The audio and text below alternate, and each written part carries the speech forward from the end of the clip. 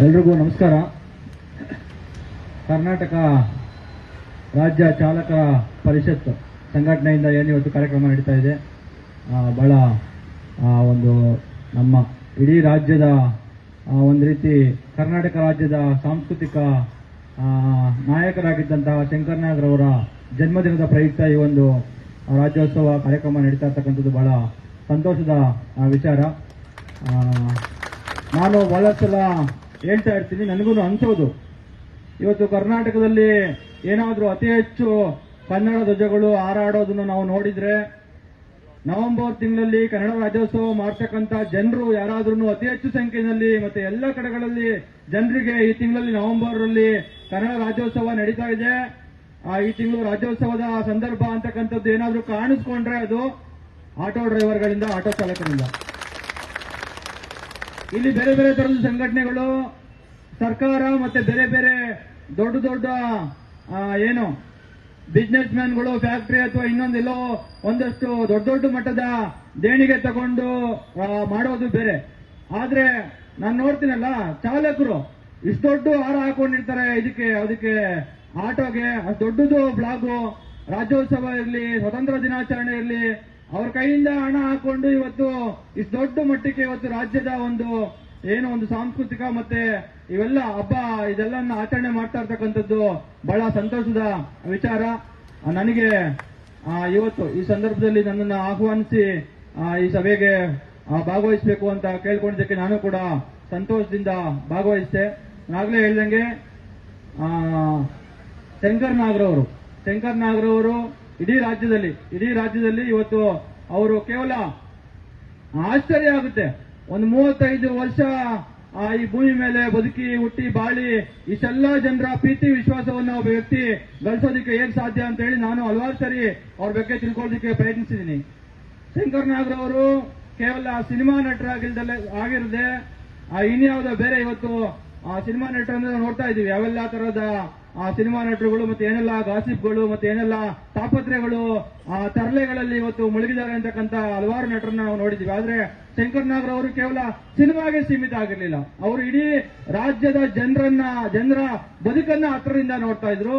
ಮತ್ತೆ ಇಡೀ ರಾಜ್ಯವನ್ನ ಯಾವ ರೀತಿಯಾಗಿ ಕರ್ನಾಟಕ ರಾಜ್ಯ ಇಡೀ ದೇಶಕ್ಕೆ, ಇಡೀ ಪ್ರಪಂಚದಲ್ಲಿ ಮಾದರಿಯಾಗಿರ್ಬೇಕಂತಂದ್ರೆ ಈ ರಾಜ್ಯಕ್ಕೆ ಏನೆಲ್ಲ ಅಗತ್ಯತೆ ಇದೆ ಅನ್ನೋದ್ರ ಬಗ್ಗೆ ಅವರು ಕನಸನ್ನ ಕಂಡಿದ್ರು ಅನ್ನೋದನ್ನ ಕೇಳಿದ್ರೆ ನಿಜವಾಗ್ಲೂ ಹೆಮ್ಮೆ ಆಗುತ್ತೆ. ನನಗೆ ಅವರು ಸಿನಿಮಾ ವಿಚಾರದಲ್ಲಿ ನೋಡೋದಾದ್ರೂ ನಾನು ಅವ್ರದ್ದು ಒಂದು ಮುತ್ತಿನ ಕತೆ ಇತ್ತೀಚೆಗೂ ನೋಡಿದೆ. ನಾನು ನನ್ನ ಮಗಳನ್ನ ಕುಂಡಿಸ್ಕೊಂಡು, ಮನೆಯವರನ್ನ ಕುಂಡಿಸ್ಕೊಂಡು ನೋಡಿದೆ. ನಾನು ಹಿಂದೆ ನೋಡಿದಾಗ್ಲೂ ನನ್ನ ಸಿನಿಮಾ ಬಹಳಷ್ಟು ಕಾಡ್ತಾ ಇತ್ತು. ಇತ್ತೀಚೆಗೆ ತುಂಬಾ ಕಡೆ ಜನ ದುಡ್ಡು ನಮ್ಮ ನಡುವೆ ಬಂದಾಗ ಜನ ಯಾವ ರೀತಿಯಾಗಿ ಬದಲಾಗ್ತಾರೆ.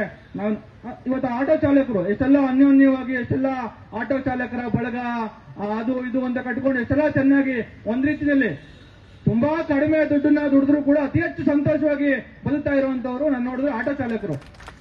ಕೋಟಿ ಹಣ ಇಟ್ಕೊಂಡು ಊರಿಗೆ ಬರೋ ಜನರು ಬದುಕೋದನ್ನ ನಾನು ನೋಡಿದ್ದೀನಿ, ಅವ್ರು ನಡ್ಕೊಳ್ಳೋದನ್ನ ನಾನು ನೋಡಿದ್ದೀನಿ.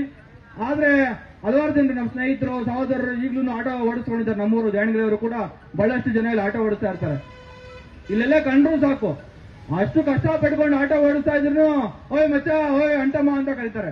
ಅಂದ್ರೆ ಅಷ್ಟು ಖುಷಿನಲ್ಲಿ ಊರಿಗೆ ಬಂದ್ರು ಅಷ್ಟೇ, ಅವರಷ್ಟು ದಿಲ್ದಾರು ಯಾರು ಮಾಡ್ತಾ ಇರಲ್ಲ. ನಾನು ಹೇಳಿದ್ನಲ್ಲ, ಲಕ್ಷ ಕೋಟಿ ದುಡಿತಾರನ್ನು ಕೂಡ ಇವತ್ತು ಆಟೋ ಚಾಲಕರ ರೀತಿಯಲ್ಲಿ ಒಂದ್ ರೀತಿಯಲ್ಲಿ ಅಷ್ಟು ಉದಾರವಾಗಿ ಬದುಕೋದಕ್ಕೆ ಸಾಧ್ಯ ಆಗ್ತಿಲ್ಲ. ಶಂಕರ್ ನಾಗ್ರವರ ಏನು ಸಿನಿಮಾ ಒಂದು ಮುತ್ತಿನ ಕತೆ, ಅವರ ಒಂದು ಒಳನೋಟ ಹೇಗಿತ್ತು ಅನ್ನೋದಕ್ಕೆ, ಒಬ್ಬ ಮನುಷ್ಯನಿಗೆ ಇಷ್ಟೆಲ್ಲ ಚೆನ್ನಾಗಿ ನಾವು ಆನಂದವಾಗಿ ಖುಷಿಯಿಂದ ನೆಮ್ಮದಿಯಾಗಿ ಖುಷಿಯಾಗಿ ಬದುಕೋದಕ್ಕೆ ಹಣ ಮುಖ್ಯ ಅಲ್ಲ. ಅದನ್ನಾಗ್ಲೂ ಹಲವಾರು ಇತಿಹಾಸ ಮತ್ತೆ ಪುರಾಣದಲ್ಲೂ ನಾವು ಅದನ್ನ ನೋಡಿದ್ವಿ. ಈಗಲೂ ಕೂಡ ಅದರಿಂದ ಹೋಗಿರೋರು ಅನುಭವಿಸ್ತಾ ಇರೋದಂತ ನಾವು ನೋಡಿದ್ವಿ. ಶಂಕರ್ ನಾಗ್ರವರು ಅಂತಹ ಒಂದು ಎಳೆಯನ್ನ ಇಟ್ಟುಕೊಂಡು ಒಂದು ಮುತ್ತಿನ ಕತೆ ಸಿನಿಮಾವನ್ನ ಅವರು ಮಾಡಿರುವಂತದ್ದು, ಅಣ್ಣವರನ್ನ ಅದರಲ್ಲಿ ಅಭಿನಯಿಸೋದಕ್ಕೆ ಇಟ್ಕೊಂಡು ಅದೊಂದು ನಿಜವಾಗ್ಲೂ ಬಹಳ ಅದ್ಭುತವಾಗಿರುವಂತದ್ದು. ಒಬ್ಬ ಮನುಷ್ಯ ಎಷ್ಟೆಲ್ಲ ಪ್ರಾಮಾಣಿಕವಾಗಿ ಸಂಘಜೀವಿಯಾಗಿ ಬದುಕ್ತಾ ಇರುವಂತಹ ಸಂದರ್ಭದಲ್ಲಿ ಆತನಿಗೆ ಏನಾದ್ರೂ ಐಶ್ವರ್ಯ, ಹಣ ಆತನ ಬಳಿಗೆ ಬಂದಾಗ ಮಿಕ್ಕಿದ ಪೂರ್ತಿ ಸಂಘಟನೆ ಮತ್ತೆ ಸಮಾಜ ಯಾವ ರೀತಿಯಾಗಿ ಅವರನ್ನ ನೋಡುತ್ತೆ, ಅವರ ನಡುವೆ ಯಾವ ತರಹದ ಸಮಸ್ಯೆಗಳು ಉದ್ಭವಿಸುತ್ತೆ ಅನ್ನೋದನ್ನ ಒಂದು ಮುತ್ತಿನ ಕಥೆಯಲ್ಲಿ ಶಂಕರ್ ನಾಗ್ ಅವರು ಕಟ್ಕೊಂಡಿದ್ದಾರೆ. ಸೊ ಅದು ಅವರ ವ್ಯಕ್ತಿತ್ವ. ಒಬ್ಬ ನಿರ್ದೇಶಕರಾಗಿ ಯಾವ ರೀತಿಯಾಗಿ ಅವರು ಆ ಸಮಾಜವನ್ನ ಮತ್ತೆ ಒಂದು ಗುಂಪನ್ನ ಪರಿವಾರವನ್ನ ಅವರು ನೋಡ್ತಾ ಇದ್ರು ಅನ್ನೋದಕ್ಕೆ ಶಂಕರ್ ನಾಗರ್ ಅವರು ಅದೊಂದು ಸಿನಿಮಾ ನಿಜವಾಗ್ಲೂ ನನಗೆ ಬಹಳಷ್ಟು ಕಾಡುತ್ತೆ. ನಾನು ಕೂಡ ಆ ಸಿನಿಮಾದಿಂದ ಬಹಳಷ್ಟು ಸ್ಫೂರ್ತಿಯನ್ನ ಪಡ್ಕೊಂಡಿದ್ದೀನಿ. ನಮ್ಮ ಹತ್ರ ಏನು ಹಣ ಇದೆಲ್ಲ ಏನು ಇಲ್ಲ ಅಂತ ಅಂದ್ರೂ ಜನ ನಮ್ಮನ್ನ ನಾವು ಹೆಂಗಿದೀವೋ ಆ ರೀತಿಯಾಗಿ ಜನ ನಮ್ಮನ್ನ ಗುರುತಿಸಬೇಕು, ಜನ ನಮ್ಮನ್ನ ಗೌರವಿಸಬೇಕು. ನಾವೇನೋ ಇನ್ನೊಂದು ರೀತಿಯಲ್ಲಿ ನನ್ನ ಹತ್ರ ಅದಿದೆ ಇದಿದೆ ಅಂತ ಹೇಳಿ ಬಿಲ್ಡಪ್ ಕೊಟ್ಕೊಂಡು ಆ ಬಿಲ್ಡಪ್ ನ ನೋಡಿ ಜನ ನಮ್ಮನ್ನ ಮೆಚ್ಚೋದಲ್ಲ. ನಾವು ಯಾವ ರೀತಿಯಾಗಿರ್ತೀವೋ ಆ ರೀತಿಯಾಗಿ ಜನ ನಮ್ಮನ್ನ ಮೆಚ್ತಾ ಇದ್ರೆ ಅದು ನಿಜವಾಗ್ಲೂ ಜನ ನಿಜವಾದ ಪ್ರೀತಿ ಮತ್ತೆ ವಿಶ್ವಾಸದಲ್ಲಿ ಜನ ಅದನ್ನ ನಮ್ಮನ್ನ ಮೆಚ್ತಾ ಇರ್ತಾರೆ ಅನ್ನೋದನ್ನ ನಾವು ಆ ಸಂದರ್ಭದಲ್ಲಿ ಅರ್ಥ ಮಾಡ್ಕೋಬಹುದು. ಆ ರೀತಿಯಾಗಿ ನಾವು ಕೂಡ ಇವತ್ತು ಬದುಕ್ತಾ ಇದೀವಿ. ನಾಗಲೇ ಇಲ್ದಂಗೆ ನಿಮ್ಮೆಲ್ರಿಗೂ ಮತ್ತೊಮ್ಮೆ ಕನ್ನಡ ರಾಜ್ಯೋತ್ಸವದ ಶುಭಾಶಯಗಳು ಮತ್ತೆ ಶಂಕರ್ ನಾಗರ್ ಅವರ ಜನ್ಮದಿನದ ಶುಭಾಶಯಗಳು ನಾನು ನಿಮ್ಮೆಲ್ರಿಗೂ ಹೇಳ್ತಾ ನಿಮ್ಮೆಲ್ರಿಗೂ ಒಳ್ಳೇದಾಗ್ಲಿ. ನೀವು ಆಟೋ ಚಾಲಕರು ಕೇವಲ ಕನ್ನಡ ರಾಜ್ಯೋತ್ಸವ ಮಾಡೋದು, ಸಂಘಟನೆ ಮಾಡೋದು, ಕನ್ನಡಕ್ಕೆ ಅಥವಾ ಇನ್ನೇನಾದ್ರೂ ಅನ್ಯಾಯ ಆದಾಗ, ಕನ್ನಡ ನಾಡಿಗೆ ಏನಾದ್ರೂ ಸಮಸ್ಯೆ ಆದಾಗ ನೀವು ನಿಮ್ಮ ಕೆಲಸ ಬಿಟ್ಟು ಹೋರಾಟ ಮಾಡೋದನ್ನ ಮಾಡ್ತಾ ನೀವು ಕನ್ನಡ ನಾಡಿಗೆ ಸೇವೆ ಕೊಡ್ತಾ ಇರುವಂತ ಸಂದರ್ಭದಲ್ಲಿ ಆದ್ರೆ ಅದನ್ನ ಮಾಡಬೇಕಾಗಿರುವಂತವ್ರು ಕನ್ನಡ ನಾಡಿನ ನೆಲ ಜಲ ಭಾಷೆಯನ್ನ ಉಳಿಸಬೇಕಾಗಿರೋ ಜನರು ಇವತ್ತು ಅದನ್ನ ದೋಚತಕ್ಕಂತ ಕೆಲಸವನ್ನ ಇವತ್ತು ಮಾಡ್ತಾ ಇದ್ದಾರೆ. ನೀವು ಕೇವಲ ನಿಮ್ಮ ಸಂಘಟನೆಯನ್ನ ಈ ತರದ ಕಾರ್ಯಕ್ರಮಗಳಿಗೆ ಮತ್ತೇನೋ ಅನ್ಯಾಯ ಆದಾಗ ಹೋರಾಟ ಮಾಡೋದಕ್ಕೆ ಮಾತ್ರ ಸೀಮಿತಗೊಳಿಸಿಕೊಳ್ಳದಲೆ ರಾಜಕೀಯವಾಗೂ ಕೂಡ ಹೇಗೆ ಇವತ್ತು ಬೇರೆ ಬೇರೆಯವರು ಜಾತಿಗಳನ್ನ ಇಟ್ಟುಕೊಂಡು ಅಥವಾ ಇನ್ನೊಂದೇನೋ ಪರಿವಾರಗಳನ್ನ ಸಮುದಾಯಗಳನ್ನ ಇಟ್ಟುಕೊಂಡು ಚೌಕಾಸಿಯನ್ನ ಮಾಡಿಕೊಂಡು ಅವ್ರ ಸಮುದಾಯಕ್ಕೆ ಏನಾಗಬೇಕು ಅದನ್ನ ಪಡ್ಕೊಳ್ಳುವಂತಹ ಕೆಲಸವನ್ನ ಒಂದು ಸಂಘಟಿತರಾಗಿ ಮಾಡ್ತಾ ಇದ್ದಾರೆ. ನೀವು ಕೂಡ ರಾಜಕೀಯವಾಗೂ ಕೂಡ ಆ ತರದ್ದು ಸಂಘಟಿತವಾಗುವಂತ ಕೆಲಸವನ್ನ ಮಾಡಬೇಕು. ಆಗಷ್ಟೇ ಆಮೇಲೆ ಇವತ್ತು ಬಹಳಷ್ಟು ಆಟೋದವರು ಬೆಳಿಗ್ಗೆಯಿಂದ ದುಡಿದ್ರು ಸಂಪಾದಿಸಿದ್ರು ಕೂಡ ತಿಂಗಳಿಗೆ ಒಂದು 25,000 30,000 ದುಡಿಯೋದು ಬಹಳ ಕಷ್ಟ ಇದೆ.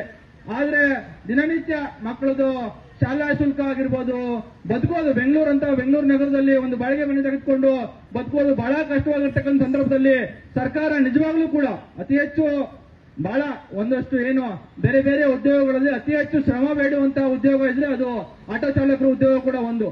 ಸೊ ಅಷ್ಟೊಂದು ಶ್ರಮ ವಹಿಸಿ ಕೆಲಸ ಮಾಡ್ತಕ್ಕಂಥ ನಿಮ್ಮಗಳ ಒಂದು ಕಲ್ಯಾಣವನ್ನ ನೋಡ್ಕೊಳ್ತಕ್ಕಂಥ ಜವಾಬ್ದಾರಿ ಸರ್ಕಾರದ್ದಾಗಿರುತ್ತೆ. ಅದನ್ನ ನಂಗೆ ಗೊತ್ತಿಲ್ಲ, ಇಷ್ಟೆಲ್ಲ ಸಾವಿರಾರು ಸಂಖ್ಯೆಯಲ್ಲಿ ನೀವು ಇದ್ದಾಗಲೂ ಕೂಡ ಸರ್ಕಾರ ನಿಮ್ಮ ಕಲ್ಯಾಣಕ್ಕಾಗಿ ಯಾವುದೇ ಕಾರ್ಯಕ್ರಮಗಳನ್ನ ಇವತ್ತು ರೂಪಿಸದೆ ಹೋಗಿರ್ತಕ್ಕಂಥದ್ದು ಬಹಳ ದುರಂತ ಅಂತ ಹೇಳಿ ನಾನು ಭಾವಿಸ್ಕೊಂಡಿದ್ದೀನಿ. ಹಾಗಾಗಿ ನೀವು ಒಂದಷ್ಟು ರಾಜಕೀಯವಾಗಿ ಶಕ್ತಿಯನ್ನ ಪಡ್ಕೋಬೇಕು. ಇವತ್ತು ಯಾವುದೇ ಪಕ್ಷಗಳಲ್ಲಿ ಇವತ್ತು ಹಣ ಇಲ್ಲ ಅಂತ ಅಂದ್ರೆ ಹಣ ಅಷ್ಟೇ, ಹಣ ಮುಖ್ಯ. ನಿಮ್ಮ ಹತ್ರ ಹಣ ಇದ್ರೆ ನೀವು ಅವ್ರ ಪಕ್ಷಕ್ಕೆ ಹೋಗಿ ರಾಜಕಾರಣ ಮಾಡಬಹುದು. ಆದ್ರೆ ನನ್ನ ಹತ್ರ ಹಣ ಇಲ್ಲ, ನನ್ನ ಹತ್ರ ಪ್ರಾಮಾಣಿಕತೆ ಇದೆ, ನಾನೊಬ್ಬ ನಾಡ ಪ್ರೇಮಿ, ನಾನೊಬ್ಬ ದೇಶ ಪ್ರೇಮಿ, ನಾನು ರಾಜಕಾರಣ ಮಾಡಬೇಕು ಅಂತ ಅಂದ್ರೆ ನಿಮ್ಗೆ ಇವತ್ತಿನ ಅಧಿಕಾರದಲ್ಲಿರುವಂತಹ ಪಕ್ಷಗಳಲ್ಲಿ ಅವಕಾಶ ಇಲ್ಲ. ಹಾಗಾಗಿ ಪ್ರಾಮಾಣಿಕವಾಗಿ KRS ಪಕ್ಷ ಇವತ್ತು ಈ ನಾಡನ್ನ ಕಟ್ಟಬೇಕು, ಉಳಿಸಬೇಕು ಅಂತ ಹೇಳಿ ಹೋರಾಟ ಮಾಡ್ತಾ ಇದೆ. ನಿಮ್ಮಲ್ಲೂ ಕೂಡ ಪ್ರಾಮಾಣಿಕವಾಗಿ ರಾಜಕಾರಣ ಮಾಡಬೇಕು ಅಂತ ಹೇಳಿ ಆಸಕ್ತಿ ಇರುವಂತವರು ಈ ರೀತಿಯಾಗಿ ಸಂಘಟನೆ ಮಾಡ್ತಾ ಸಂಘಜೀವಿಗಳಾಗಿ ನ್ಯಾಯಕ್ಕೆ ಹೋರಾಟ ಮಾಡಬೇಕು. ಮುಂದಿನ ದಿನಗಳಲ್ಲಿ ಒಂದಷ್ಟು ಶಕ್ತಿ ಮತ್ತೆ ಸಂಘಟನೆಯನ್ನ ಇಟ್ಟುಕೊಂಡು ನಾವು ಹೋರಾಟ ಮಾಡಬೇಕು ಅನ್ನುವಂತ ಒಲವಿರುವಂತವರು ದಯವಿಟ್ಟು ನೀವು KRS ಪಕ್ಷಕ್ಕೆ ಬನ್ನಿ. KRS ಪಕ್ಷದ ರೀತಿಯಲ್ಲಿ ಇನ್ನೊಂದು ಯಾವ್ದಾದ್ರು ಪಕ್ಷ ರಾಜಕಾರಣ ಮಾಡ್ತಾ ಇದ್ರೆ ನೀವು ಆ ಪಕ್ಷಕ್ಕೂ ಹೋಗಿ, ನಮ್ಮದೇ ಪಕ್ಷಕ್ಕೆ ಬನ್ನಿ, ನಾವೇ ಶ್ರೇಷ್ಠ ಅಂತ ಹೇಳ್ತಾ ಇಲ್ಲ. ಆದ್ರೆ ಇವತ್ತು ಈ ಸಮಾಜವನ್ನ ಹಾಳು ಮಾಡ್ತಾ ಇರುವಂತ ಜನರನ್ನ ಬೆಂಬಲಿಸೋದನ್ನ ಬಿಟ್ಟು ಒಳ್ಳೆಯ ಪ್ರಾಮಾಣಿಕರನ್ನ ಬೆಂಬಲಿಸತಕ್ಕಂಥ ಕೆಲಸವನ್ನ ಮಾಡಿದ್ರೆ ನಿಮಗೂ ಕೂಡ ನಿಮ್ಮ ಮತ್ತೆ ನಿಮ್ಮ ಕುಟುಂಬ ಇವೆಲ್ಲವೂ ಕೂಡ ಕುಟುಂಬ ಸಮಾಜ ಎಲ್ಲವೂ ಕೂಡ ಸರಿ ಹೋಗುತ್ತೆ. ಆ ನಿಟ್ಟಿನಲ್ಲಿ ನೀವು ಕೂಡ ಯೋಚನೆ ಮಾಡಿ ಅಂತ ಹೇಳಿ ಕೇಳ್ಕೊತಾ ನಿಮ್ಮೆಲ್ರಿಗೂ ಮತ್ತೊಮ್ಮೆ ನಾನು ಶುಭಾಶಯಗಳನ್ನ ಶಂಕರ್ ನಾಗ್ ಅವರ ಜನ್ಮದಿನದ ಶುಭಾಶಯಗಳನ್ನ ತಿಳಿಸ್ತಾ ನನ್ನ ಮಾತನ್ನ ಮುಗಿಸ್ತಾ ಇದ್ದೀನಿ. ಜೈ ಹಿಂದ್, ಜೈ ಕರ್ನಾಟಕ. ನಮಸ್ಕಾರ.